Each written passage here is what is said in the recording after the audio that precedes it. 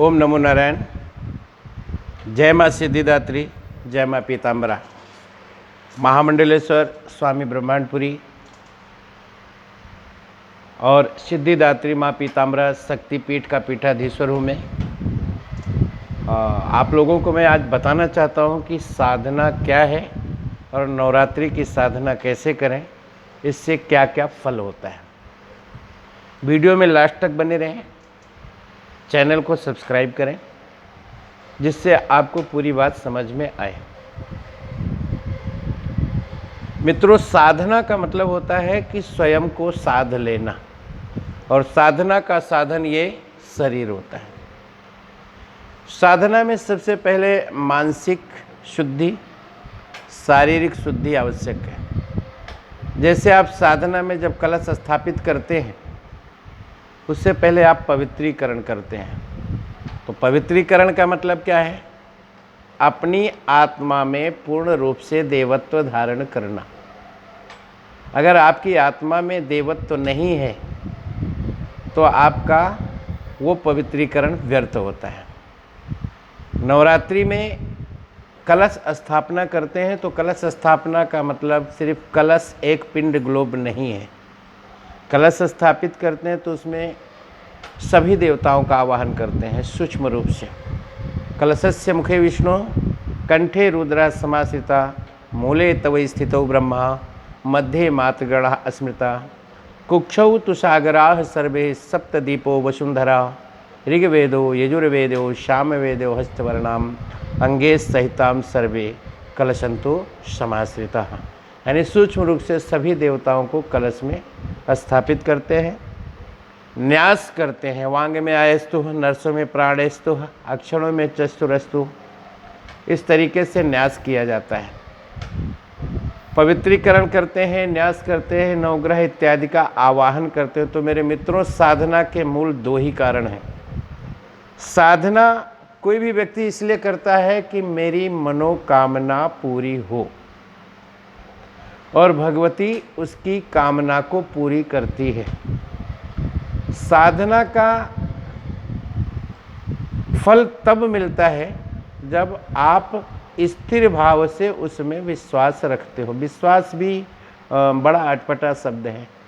अगर आस नहीं पूरी हो तो विश्वास नहीं होता, और विश्वास नहीं हो तो आस पूरा नहीं होता। प्रथमं शैलपुत्री, द्वितीयं ब्रह्मचारिणी, तृतीयं चंद्रघंटेति, कुष्माण्डेति चतुर्थकम, पंचम स्कंदमातेति, षष्ठम कात्यायनीति च, सप्तमं विघ्नराजेन्द्री कालरात्रि च, अष्टकम नवमं सिद्धिदात्री च। 9 दिन में 9 तरीके के 9 देवियों की साधना की जाती है। पहले दिन माँ शैलपुत्री की साधना, द्वितीय ब्रह्मचारिणी, तृतीय कालरात्रि। कालरात्रि की या सभी साधनाओं का जो विषय है वो सिर्फ इतने हैं कि भगवती के अनेक स्वरूप में उसको आराधना करना और उसकी कृपा को पाना। मित्रों, सबसे पहली बात तो आपको ये बता दें कि अगर नवरात्रि में आप भगवती की आराधना कर रहे हैं तो अनेक लोग क्या करते हैं, ये भगवती की मूर्ति है। तो जब तक आप उसको मूर्ति मानेंगे तो मूर्ति यानी अपने से भिन्न। आपको ये भाव करना है कि जगत जननी जगदम्बा साकार स्वरूप में विराजित है, और हम उसकी कृपा पात्र होने के कारण उसके वात्सल्य का आनंद प्राप्त कर रहे हैं। जिस तरीके से पुत्र पिता से अपनी बातों को रख करके चिंता मुक्त हो जाता है, शिष्य अपने गुरु से अपनी बात को रख करके चिंता मुक्त हो जाता है। समर्पित भाव से आप अगर अपनी व्यथा को ध्यान में रख के संकल्पित कि मैं ये साधना इस उद्देश्य से कर रहा हूँ, चाहे वो पुत्र की प्राप्ति हो, चाहे आपके व्यापार की वृद्धि हो, चाहे किसी रोग से मुक्ति हो, व्यापार में बार बार घाटा हो, या अनेक प्रकार कर्म करने के बाद में भी आपको फल नहीं मिल रहा हो, या सबके लिए सब कुछ अच्छा करने के बाद लोगों से सिर्फ बुराइयां ही मिल रही हो, या अनेक तरीके के अनेक व्याधि, तापत्रय विनाशाय वाली व्यवस्था, तीनों प्रकार के तापों का हरण होता है। अगर पूर्ण भाव से मनसा एकम वचना एकः एकः कर्मणा साध्यते, अगर आपके मन में, वाणी में, वचन में, कर्म में एक ही भाव है और एकाग्रचित होकर आप भगवती की साधना करते हैं और भाव रखते हैं कि शरणागत दीनार्थ परित्राण परायणे सर्वस्याति हरे देवी नारायणी नमस्तुते, और भाव रखते हैं नमो अनादि आदि शक्ति देव वृंद वंदनी, नमो निशुंभ आदि शंभु कैटकी निकंदनी, नमो अगोघ रोग शोक शूल मूल नाशिनी, जहाँ कहीं रहूँ वहीं रहो हमेश दायनी। यथार्थता है, शास्त्र सम्मति है, दुर्गा सप्तशती के अंदर इनका अनेक तरीके से वर्णन है। अनेक सिद्ध महापुरुषों ने, मातंग इत्यादि ऋषियों ने भी, वशिष्ठ ने, कुंभज ऋषि ने, सब ने भगवती की साधना की है। और इसीलिए भगवती की साधना में कहा गया है कि यम यम चिंतयते कामम तम तम प्राप्तनोति निश्चितम, मनुष्यो मत प्रसादेन भविष्यति न संशयः। जितनी बार भी आप भगवती का चिंतन निष्काम भाव से शरणागत होकर के करेंगे, मन में संशय नहीं रहेगा। भगवती निसंदेह आपके उस कार्य को संकल्पित रूप से पूर्ण करती है, इसमें कोई संशय नहीं होता है। रोहिणी के गर्भ को परिवर्तित करने के लिए भी जब भगवती की साधना की गई थी, तभी कहा गया था कि आप ये कार्य कर दें, आपको कलयुग में भीमा देवी के नाम से जाना जाएगा। ऐसा दुर्गा सप्तशती में भी उल्लेख है। भगवती की साधना में आपको नियम संयम से जीना होता है। सबसे पहले जब आप साधना कर रहे हो तो आपके मन की एकाग्रता आवश्यक है। साधना करते समय आप पवित्रता का विशेष रूप से ध्यान रखें और जो भी आपके कार्य हैं उनसे पूर्ण रूप से विरक्त हो करके जितने पल भगवती के सामने बैठें उतने पल आप भगवती के हो जाएं। पहले दिन से ही लेकर के भगवती के लिए मैं आपको जो बताना चाहता हूँ, अनेक लोग ये कहते हैं कि भाई मैंने सप्तशती, दुर्गा सप्तशती का पाठ कराया है, मैंने सतचंडी किया लेकिन फलित नहीं हुआ। तो मेरे मित्र, दुर्गा सप्तशती का पाठ करने का एक सादा पाठ किया जाता है और दूसरा कार्य उद्देश्य को लेकर के संपुट रख के पाठ किया जाता है। ऐसी स्थिति में अगर विद्वान पूर्ण रूप से पाठ करे, अगर उसने सिद्ध कुंजिका स्तोत्र और श्राप विमोचन का पाठ नहीं किया है तो आपका पाठ फलित नहीं होता है।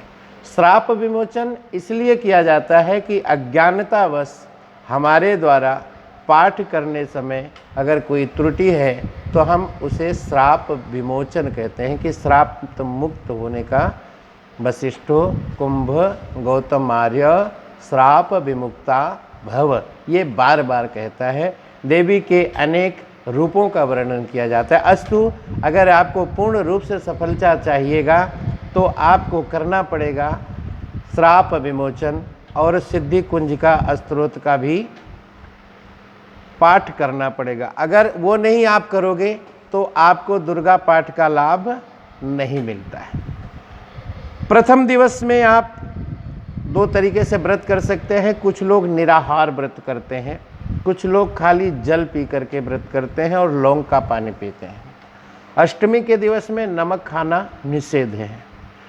अनेक जगह पर क्या है कि अष्टमी के दिन कालरात्रि की उपासना करके पूजा करके लोग व्रत खोल देते हैं, लेकिन नवमी सिद्धदात्री है। जब सिद्धदात्री का समय आता है तब हम भोजन करके शयन कर रहे होते हैं। इसलिए साधना पूरे 9 दिन की होनी चाहिए। अब बात आती है कि नवरात्रि कितनी है और क्या भाव है। मूलतः लोग 2 नवरात्रि को विशेष तरीके से जानते हैं। एक कुआर के महीने में जो नवरात्रि है जिसमें देवी की मूर्ति स्थापित कर की जाती है, दूसरा ये चैत्र की नवरात्रि मानी जाती है। और इसके अलावा गुप्त नवरात्र होते हैं। गुप्त नवरात्र विशेषतः लोग नहीं जानते हैं। साधना का सबसे सुंदर योग गुप्त नवरात्रों को माना जाता है। चैत्र की इस नवरात्रि का महत्व जो है आपको समझा दें कि इसमें नवमी तिथि जो आती है और नवमी तिथि का विशेष महत्व होता है। नवमी का महत्व कैसे बढ़ा? नवमी का महत्व कैसे बढ़ा? नवमी एक रिक्ता तिथि थी जिसका कोई अस्तित्व नहीं था, और भगवान राम का जब जन्म होना था, सारी तिथियां एक बार उनके लाइन में खड़ी थी, एकादशी, द्वादशी, त्रयोदशी, चौदशी, कि भगवान मुझ में जन्म लो, भगवान मुझ में जन्म लो। उसी समय नवमी एक कोने में खड़ी होकर के रुदन कर रही थी। भगवान ने पूछा, आप क्यों रुदन कर रहे हो? बोले, महाराज मैं रिक्ता तिथि हूँ, मेरा कोई महत्व नहीं है, मेरा कोई अस्तित्व नहीं है, इसलिए मैं रो रही हूँ।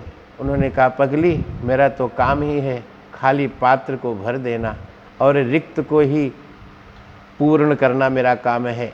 और भगवान ने नवमी की तिथि में जन्म लेकर नवमी का मान बढ़ा दिया। अस्तु नवरात्रि में आप प्रथम दिवस से कलश का स्थापन करें, संकल्पित घट स्थापित करें, नित्य स्नान ध्यान करके पवित्रीकरण न्यास करें, सप्तशती का पाठ करें। अभी कलयुग है, भाग दौड़ और भौतिक युगों में प्रगति के होड़ में हमारे पास समय का अभाव है, तो विषमभावेन मर्यादाम नास्ति। ऐसी स्थिति में अगर आप नहीं कर सकते हैं तो कम से कम श्राप विमोचन, अर्गला, कीलक, कवच और सिंधी कुंजिका का पाठ अवश्य करें, इससे भी आपको वही फल मिलता है। और सिद्ध कुंजिका का पाठ करने से वही फल मिलता है जो पूर्ण सप्तशती का फल होता है। अगर आपके जीवन में दुखों का ढेर लगा हुआ है तो दुर्गा विश्वोन्नति का जप करें। थोड़ा ज़्यादा समय लगता है, माता रानी के 32 नाम है, इसके जाप करते समय आप रुद्राक्ष की माला का प्रयोग करें। दुर्गा दुर्ग सामिनी, दुर्ग पद्य निवारणी, दुर्ग दुर्ग निहंत्री, दुर्ग दानव घातिनी, इस प्रकार से माता रानी के 32 नामों का आप स्मरण कर सकते हैं। और अगर आपको सिद्धियां प्राप्त करनी तो दशांश आहुतियां ओम अयम ह्रीम क्रीम चामुंडाय विच्चे नाम के मंत्र से भी जप कर सकते हैं। ब्राह्मणों के द्वारा कुछ लोग आजकल सोचते हैं कि भाई हमने ब्राह्मण को बुला लिया, उसको संकल्प दे दिया, वो ब्राह्मण अपने आप ही पाठ कर देगा और फल हमको मिल जाएगा। आपने ब्राह्मण को दिया है, ब्राह्मण अपना कर्म करके चला जाएगा, वो अपने कार्य को पूरा करके जाएगा, लेकिन उस समय आपकी मानसिक पवित्रता आवश्यक है, भोजन भोज्य की शुद्धता आवश्यक है, विप्र के सामने विनम्रता, सहनशीलता, शालीनता आवश्यक है। सप्तशती का पाठ पूर्ण होने पर यज्ञ किया जाए, यज्ञ के बाद ब्राह्मण को दान दक्षिणा यथाउचित दान, और जो है कि आवश्यक नहीं है कि आप कि कोई ब्राह्मण कहता है मुझे 1 लाख चाहिए, 2 लाख, ऐसा नहीं है। स्वयं का दिया दान दान, दूसरे का दिया पानी, रक्त जैसा दान वो जिसमें खींचा तानी। आप यथाउचित उसे दक्षिणा दें, वंदन करें। कंजिका पूजन कुछ देरों में कहते हैं, कहीं कन्या पूजन कहते हैं। कन्याओं का भोज कराएं। कौमारी कन्या का जो सीमा है वो 9 वर्ष के नीचे ही माना जाता है। कन्याओं का पूजन करने के बाद जो आपने जवे लगाए होते हैं वो जवे के बढ़ते हुए आकार आकृति, उसके ग्रोथ पे निर्भर करता है कि आपका जो कार्य है कितना पुनीत है, कितना पुण्यवान है और कितनी आस्था से आपने नवरात्रि का यज्ञ हवन पूजा पाठ किया है। अनेक लोग ऐसे भी हैं जो जवे लगाते हैं तो वो जवे उगते ही नहीं हैं, चाहे वो कितनी सेवा कर ले, रोज़ पानी डालने। और कुछ लोग ऐसे हैं कि जब वो जवे लगाते हैं तो उनका काफ़ी बड़ा 6-6, 8-8 इंच का विकास हो जाता है। नारियल में 8 दिन के अंदर नारियल उग जाता है, नारियल अंकुरित हो जाता है। ये सब आपके फल के द्योतक हैं। ज्योति कैसे जलाएं? ज्योति जलाने का जो तरीका है, ज्योति का मतलब क्या समझते हैं? भगवती का साक्षात ज्योतिर्मय स्वरूप। ज्योति जलाने से आपको सीखना मिलता है कि जिस तरीके से ज्योति जलती है, पूरे घर को प्रकाशित करती है, लेकिन उसके नीचे अंधेरा रहता है। लेकिन वो कभी इस बात को लेकर दुखी नहीं होती कि मैंने दुनिया को प्रकाश दिया लेकिन मेरे नीचे मेरे घर में तो अंधेरा ही है, बल्कि उसका भाव ये रहता है कि अगर मैंने एक दीप जला करके अंधेरा किया है, एक दीप जला करके लोगों को प्रकाशित किया और बगल में अगर किसी ने दूसरा दीप जला दिया तो मेरे नीचे का भी अंधेरा खत्म हो जाएगा। यानी जीवनों से दुखों का अंधेरा अगर आपको ख़त्म करना है तो खुशियों को दीपक जलाते रहें। जब आप दोनों को खुशियाँ देंगे तभी आपके जीवन में खुशियाँ आएंगी। जब आप जगत कल्याण की कामना को लेकर के साधना करेंगे तो जगत आपके कल्याण की कामना को लेकर के दुआएं करेगा और उससे आपका जीवन भी हरा भरा हो जाएगा। नवरात्रि के साधना का फल बहुत है, अनंत है, उसकी महिमा का वर्णन कोई नहीं कर सकता है। साधारण माँ का आंचल अगर सिर पे है तो कोई उसके पुत्र को बुरा नहीं बोल सकता, और जब जगत जननी की कृपा आप पर बरस जाए, राज राजेश्वरी माँ पीताम्बरा की कृपा आप पर बरस जाए, उस समय आपका कोई बाल माँ का नहीं कर सकता है। इसलिए अगर दीपक के नीचे के अंधेरे को ख़त्म करना है तो बगल में दूसरा दीपक जलाते जाएं। अस्तु, नवरात्रि की साधना अगर आप करते हैं तो आपके कुल के दीपक, आपके पुत्र, आपकी भगिनी, आपकी भार्या, आपके सुता, उन्हें प्राचीन भारत की संस्कारों को सिखाते जाएं और साधना की विधि को दर्शाते जाएं। नवरात्रि की आप लोगों को हमारी तरफ से ढेर सारी हार्दिक शुभकामनाएं। श्री सिद्धिदात्री माँ पीताम्बरा शक्तिपीठ से ढेर सारी शुभकामनाएं। साधना अभिशाप को वरदान बना देता है और भावना पाषाण को भगवान बना देता है। इसलिए सच्चे निर्मल भाव से साधना करें। भगवती दिखावे से नहीं प्रसन्न होती है, भगवती को तो वात्सल्य चाहिए। जैसे एक बच्चा गंदा क्यों ना हो, माँ उसे गोद में उठा लेती है क्योंकि उसके अंदर का भोलापन उसके प्यारा होता है। इसलिए हमारी आदि शक्ति जगत जननी जगदम्बा के अनेक स्वरूपों में, 9 के 9 स्वरूपों में सबसे ज़्यादा महत्व वात्सल्य, समर्पण, दीनता, शालीनता का है। विनम्र शालीनता से, निष्काम भाव से, वात्सल्य भाव से ही साधना करें, दिखावा ना करें। क्योंकि आजकल कुछ लोग दिखावा बहुत ज़्यादा करते हैं। मैं ज्येष्ठ हूँ, मैं श्रेष्ठ हूँ, मैं तो ऐसे उपवास करता, मैं तो वैसे करता, मेरे जैसा कोई नहीं कर सकता, मैं बहुत ज्ञानी हूँ। और मेरे मित्रों, ज्ञान अहंकार का द्योतक है। बार बार स्वयं का स्मरण विनाश का द्योतक है और बार बार भगवती का स्मरण जो होता है वो विकास का द्योतक है। आप रखते हैं व्रत। व्रत का मतलब जानते हैं, भूखे मरना नहीं होता है। व्रत का मतलब होता है अपने इष्ट के निकट रहना। अस्तु, अगर आप नवरात्रि में व्रत करते हैं तो 24 घंटे आपके मन में, मस्तिष्क में, जिह्वा पे सिर्फ माँ भगवती का स्मरण होना चाहिए। माँ भगवती सिद्धिदात्री पीताम्बरा सदैव आप लोगों के जीवन में कल्याण करे। इन्हीं कामनाओं के साथ जय माँ सिद्धिदात्री, जय माँ पीताम्बरा। ओम नमो नारायण।